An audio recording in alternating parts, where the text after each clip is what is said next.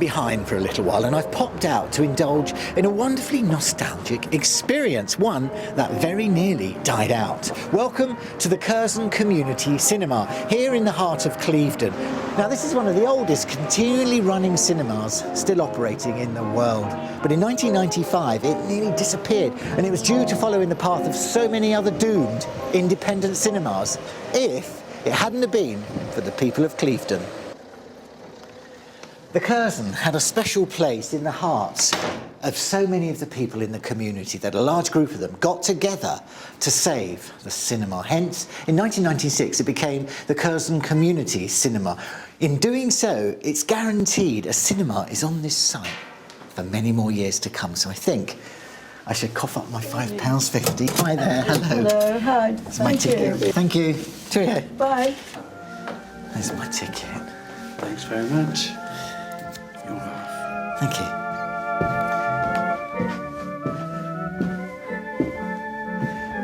Wow, I wasn't expecting this. That's fantastic.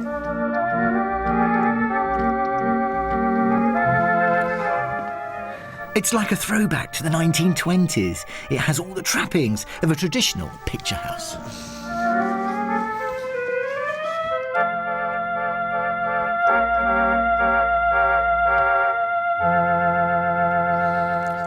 Well, I've got my popcorn, my traditional cinema ticket. We got these incredible 1920s surroundings.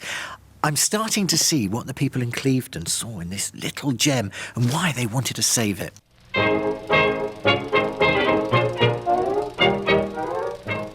The first cinema building erected on this site was named the Picture House, and it was the brainchild of Victor Cox, a local sculptor and monumental stonemason. The grand opening of the Picture House took place on the 20th of April 1912 at 7 p.m, and the cinema was packed to capacity with many people being turned away.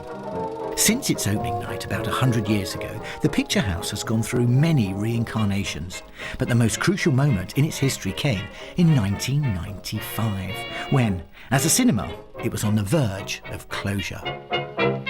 Gareth, it's a pleasure to meet you.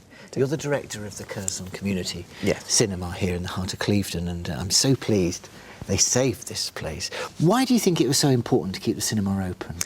Well, I think a venue like this can provide a real focal point, not just for a community, but also because it's a link to the whole heritage of cinema and to the picture houses from the sort of golden age of cinemas in the 20s and 30s. So we have people in Clevedon who have been coming here for decades and have now been able to introduce their children and even grandchildren to going to a traditional cinema in their hometown. How did the people of the community go about saving the cinema? Well, when they heard that the company who owned the building had gone into receivership, John Webber and a group of like-minded people basically formed a registered charity with the aim of buying the building and keeping it running as a cinema for the benefit of the community. So there was a great deal of publicity in the local press. There were public meetings held here in the cinema, which had people spilling out of the doors. A lot of people put money in to try and raise the money to keep it going as a going concern. One of the things that first struck me when I came in was the relaxed experience. Is that a policy that you want to maintain? We certainly try to keep a friendly atmosphere and to give people a warm welcome, whereas I think a lot of the bigger cinemas have this people have this feeling that they're slightly impersonal places, whereas we try very hard to make this a kind of a unique place to visit. It's very much at the heart of the community. And it's a trip into nostalgia as well, isn't it? I mean, you've got the old cinema tickets, you've got the organ, you've got the... just awesome embossed walls. They look like Moroccan red leather. I know they're not, but... Most of the auditorium that we're sitting in now dates back to 1920, although there has been a cinema on this site since 1912, so we're nearly 100 years old. But, I mean, the embossed metal panels are a big part of the reason why we gained listed building status. What I'd love to do is have a wander around. I know there's some interesting things out there, but at least show me the projection booth and backstage. Okay. Can I do that? Yeah, of course. I'll follow you then. All right.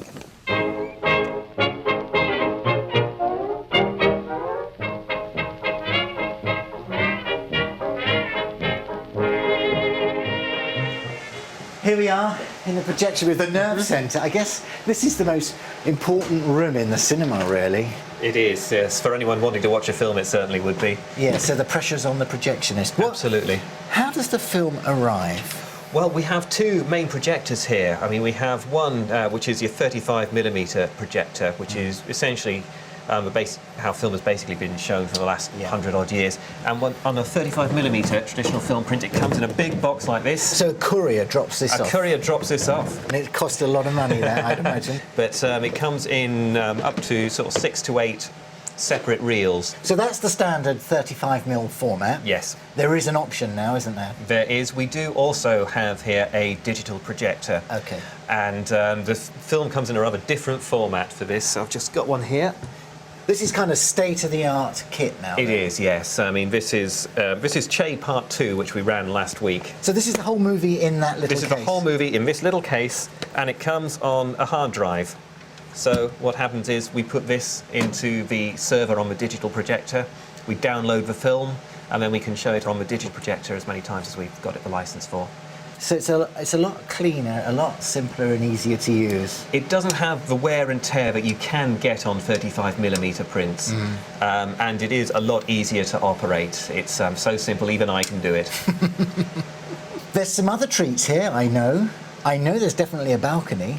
I'd love to see that. There is a balcony upstairs, but we're going to go from something that's very modern to something that's a little bit older.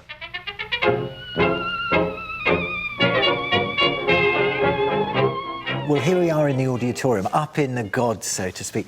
Why is that false ceiling still there? Or why did they put it there in the first place? Well, they put it in there in the early 70s, and at the time it was really a perfectly sensible economic decision, unfortunately. So, out of sight, out of mind? Well, I mean, it was at an era when cinema attendances were just dropping through the floor. I mean, it's a really big space to heat, as you can imagine. So at the time, it just made sense. It was easier to run the cinema without the balcony in operation, unfortunately. This is great up here. What a space. It is. Look at that. Look at that ceiling. It looks like you've got space for about, what, 100 seats? A bit more, maybe? I don't know. A little bit more, I think, certainly at the time. You could fill these. With the right film, we could absolutely fill it, yes. Yeah. Would you contemplate sort of having luxury seats up here, wider ones, or something like that? I think, yes, I think we quite possibly would. I mean, I do sometimes meet people, older people in Clevedon, who reminisce about sitting up here when they were kids. But the fabric of the building is here, it's intact, and it can be achieved. The roof above the ceiling is about 80 years old now, and it is leaking in several places. So we are working on a fundraising drive to patch up certainly the worst of the leaks. The first priority has to be to make sure the fabric of the building is safe and sound for the next 3 generations. Well, you're doing a fantastic job, you and your team, and thank you so much for sharing a bit of time with me and showing me around. My pleasure.